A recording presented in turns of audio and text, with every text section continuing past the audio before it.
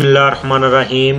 अस्सलाम वालेकुम दोस्तों, आज की वीडियो में मैं आप लोगों को बताऊंगा कि सऊदी अरब में सऊदाइजेशन क्यों नाकाम हुई है और ख़ासकर जो लोग छोटे मुसस्सों में काम कर रहे हैं उन लोगों के लिए वीडियो ये बहुत ज़्यादा ज़रूरी होने वाली है, क्योंकि मुकाबल माली जो टैक्स है, इकामे का जो टैक्स है छोटे मुसस्सों का, उसके बारे में मजलिस शूरा के एक रुकन ने तफसीली बातचीत की है अखबारिया टीवी को इंटरव्यू देते हुए कि इसको कम किया जाए। इसकी वजह से सऊदियों को भी नुकसान हो रहा है और छोटे मुसस्से जो हैं वो भी बंद हो रहे हैं। टीवी को इंटरव्यू देते हुए उसने जो तफसीली बातचीत की है, आइए आप लोगों को भी मैं दिखाता हूँ, उसके बाद मैं आप लोगों के साथ मजीद बात करूंगा।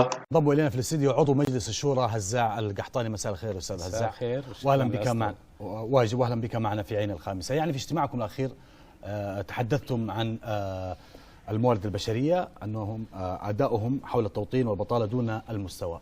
استاذ هزاع، اين الخلل؟ حقيقة من باب الإنصاف أولا، موضوع التوطين موضوع مهم جدا للقيادة الرشيدة حفظهم الله ولكل الأجهزة الحقيقة المنظمة لسوق العمل، وأيضا حنا في الشورى مهتمين كثيرا لأنه يهم، تعرف، مرتبط بمصالح أبنائنا وبناتنا بالتأكيد. وتوطين الوظائف يجب أن يكون استراتيجية مهمة في نمو اقتصادنا وطموحنا الاقتصادي بشكل كامل. الحقيقة هناك جهود كبيرة تبذل من عدة جهات.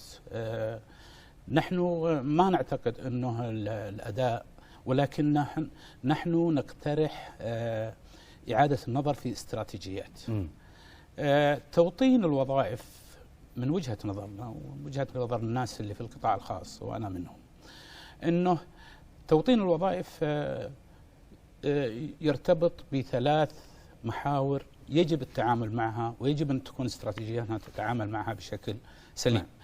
ما هي الثلاث المحاور؟ الثلاث المحاور اللي هي التكلفة، تكلفة الموظف السعودي أكثر بكثير، وبالتالي تقليص الفجوة بين في التكلفة يجب أن تكون محور اهتمام. المحور الثاني اللي هو التأهيل، التأهيل والتدريب تقصد؟ التأهيل والتدريب بالتأكيد. لا، لأن التدريب أنا باجيه في المحور الثالث اللي هو الخبرة.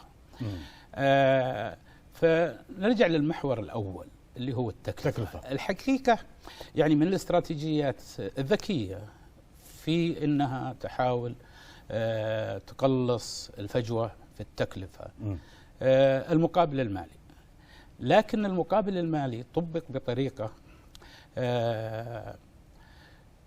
لا تخدم الموظف؟ لا تخدم قطاعات معينة محدودة وغير قابلة للتوظيف، غير قابلة للتوطين. احنا الحقيقة، وهذه برضه من باب الإنصاف ومن باب المجتمع، يقول انه عندنا 11 مليون أجنبي، حقيقة أكثر من 6 ملايين منهم هذه وظائف غير قابلة للتوطين، مثلا في الزراعة، مثلا في الإنشاءات، مثلا في الصيانة، مثلا في الخدمات العامة. هذه وظائف غير قابلة للتوطين في الوقت الحاضر. لماذا؟ لأنها أول شيء كان جديدة علينا يعني؟ لا، لأنها غير مقبولة. يعني لا يمكن أنه مزارع مثلا يبغى موظف، يبغى عامل ب 1200 ريال أو 1500 ريال، لا يمكن. وأنت هنا تقصد التكلفة؟ وهنا نقصد التكلفة، تكلفة التوظيف، تكلفة التوظيف سواء كان عامل أو كان موظف. فإحنا نتكلم عن حوالي 60% من الوظائف اللي يشغلها الأجانب هي وظائف الحقيقة متدنية في رواتبها وغير قابلة للتوطين في الوقت الحاضر. أنا نتكلم عن الناشئ. لذا فإن الوظائف القابلة للتوطين نتكلم عن 4 مليون تقريبا. هذه من الوظائف من 11 أو 10 مليون القابلة للتوطين. هذه أيضا هذه الدراسة عملتم عليها أستاذ؟ هذه من الأرقام موجودة. هيئة الإحصاءات العامة، في هيئة الإحصاءات العامة قسمت الأنشطة الاقتصادية قبل التوطين أو إلى 21. لا، حتى الإحصاءات أشارت إلى معدل الراتب لكل موظف في قطاع من القطاعات. مثلا الزراعة والصيد 1600 ريال، تجي تفرض عليه رسوم ب 900 ريال، بينما الموظف الأجنبي اللي يأخذ 10,000 ريال يفرض عليه رسوم ب 900 ريال مقابل. فأنت أضفت هنا عبء على الأنشطة الصغيرة التي لا تتحمل مثلا. هذا الضبط.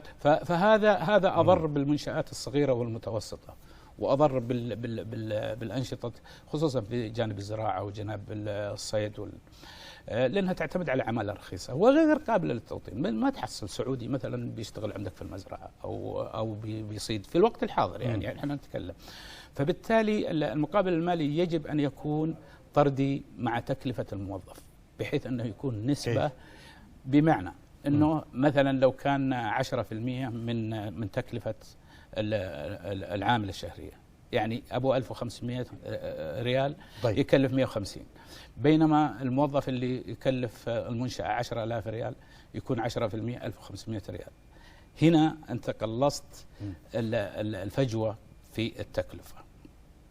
فهذه من الأمور اللي يجب أن احنا نركز عليها، واستراتيجيتنا يجب أن تكون طيب. في هذا الجانب. المحور الثاني اللي هو محور التأهيل. أغلب الباحثين عن العمل هم في تخصصات غير مطلوبة في سوق العمل، وأكثر من 60% أو 70% منها علوم إنسانية، وفي عندنا اكتفاء في العلوم الإنسانية.